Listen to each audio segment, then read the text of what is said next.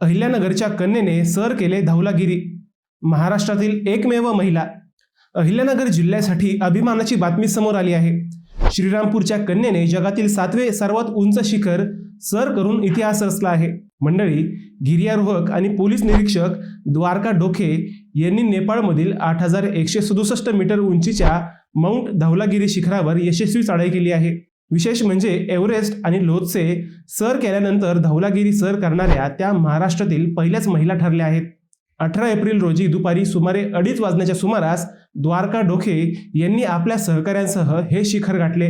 Mount Dhaulagiri हे जगातील 7वे सर्वात उंच शिखर असून 8000 मीटरपेक्षा अधिक उंच असलेल्या अत्यंत कठीण शिखरांपैकी एक मानले जाते.